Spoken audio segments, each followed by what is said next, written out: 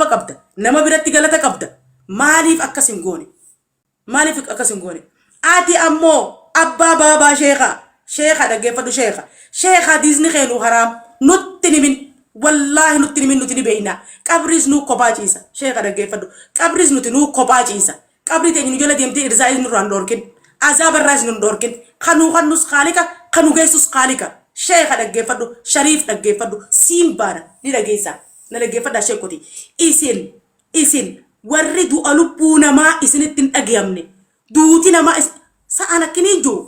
isin kitaabuma tokkicha kana malee waa takka lubbuun namaa isin hin dhagu isin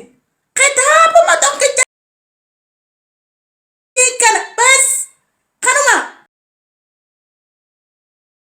hay jannatan seentu wallahi jannata itti nagartooti yoo nama rakkateen gargaare yoo nama dhukkubsate udus diqaddu torba masjid ras kalama rada baca bul wallahi sirran ke balam abadan mu maqbul tana tunifatul wada'i haqa walittihimne wal birada barra haqa rabbi gurraja ta usa walittihimne wal birada barra daga isinimi gurre sin chalaw munira lupu kaysan foto kaysatin debistan I don't care nanna koni misk wal gargara wa hundo cala wal gargaru baradda wali sagaleta lubbun gafa yallate duti motum masin sodatina lubbun gafa yallate si barreese motum harka motum magalta hida ma sodatta sheekha hida mi ira me ga ma ya sheekha cidemi hida kaysatina ma me ka jira kayda taw ka qur'anan barsisin wa dubaddu nurra bukkisi hida mi warra hida jiru lagi qur'anan mu barsisi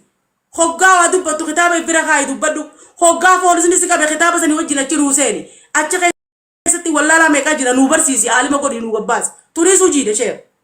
dubaddu jidan sodatin hidan sodati sheekha kanje dubaddu yo rabbi dubbite san garte khara khairi sidise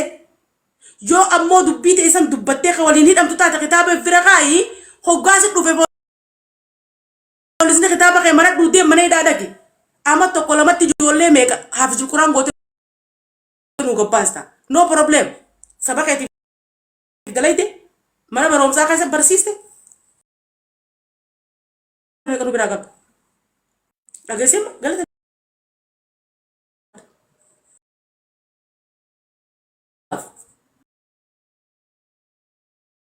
kartani ise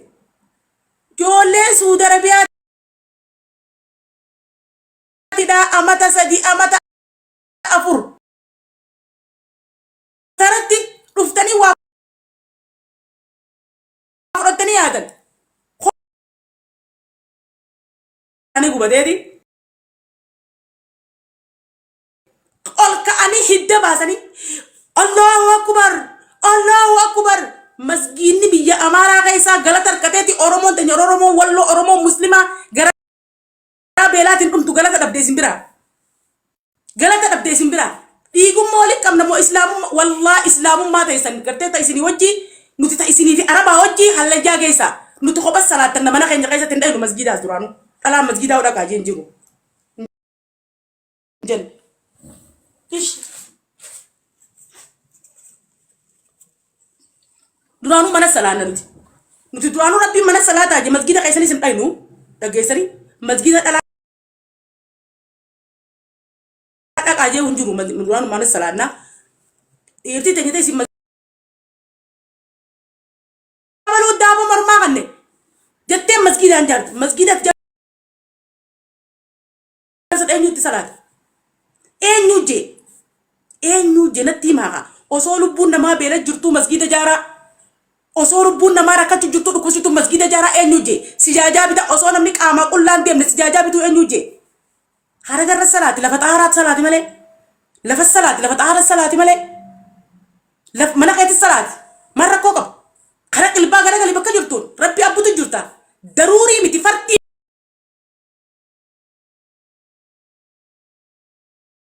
si khabanya lama fa dinan demta si khabanya sigaltema ati imama khenya sirralla lanne wandere nu dalayna khogga ati wahu ma kitaba to kichamale wan biragar garsanu fingone nuti jurunte nya kitaba to kucharati rarranu juru ad-dunya fi akhirat golchina o baye illa borudu uyanu nuti ilmoo dhalleetti ilmaan keenya dachii tan irratti dhiibnee nutis akkuma abbaan keessi dhiisee du'etti du'u yaana ilmaan keenya kana nuti maal irra guddifna eessa nu jiraatan lafa qabna illa lafee qabna lafee tanarraa hoggaa buqqifne wajji bikka takka dhumuu yaanu namni nu jalaa hafa kitaaba kee tokkicha kana qabannee hogguu nuti akhiraa deenne ilmaan keenya eessatti nu hafan nurraa gaddaabbaddaa stop uummata akka walitti hin qabnu nuti humaa walitti hin qabnu shawaaliyaa sin kannina aboo beera biyya faranjii jirtan walloo gargaara yataamaa keessan gargaara miskiina gargaara ni dhageessanii miskiina gargaara hoggaa miskiinni keenya daara bahe sijaajaa bitadhaa hogguu miskiinni keenya gara quufe masgiida jaarradhaa osoo tokko asii beela jiru osoo tokko asii lubbu jiru si galtee Allahu akbar shawaaliyaa fidde maal badawummaan akkanaatu gowwummaan akkanaatu maal kitaaba yoo barachuullee baattan yaadaan hin beeytanii natti himaa rabbii raadaala kana maaliif isin uume maaliif isin kalaqe ilmi namaa tokko mataa guddaa akka sheeka qabduu qabdaa baratis mataa guddaa akka darasaan qabduu qabdaa bara namni rasuula faarsu malee kitaaba faarsu malee masgiida jaaru malee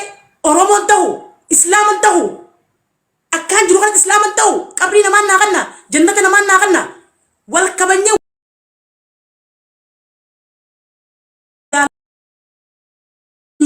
eenyu caalaa jaala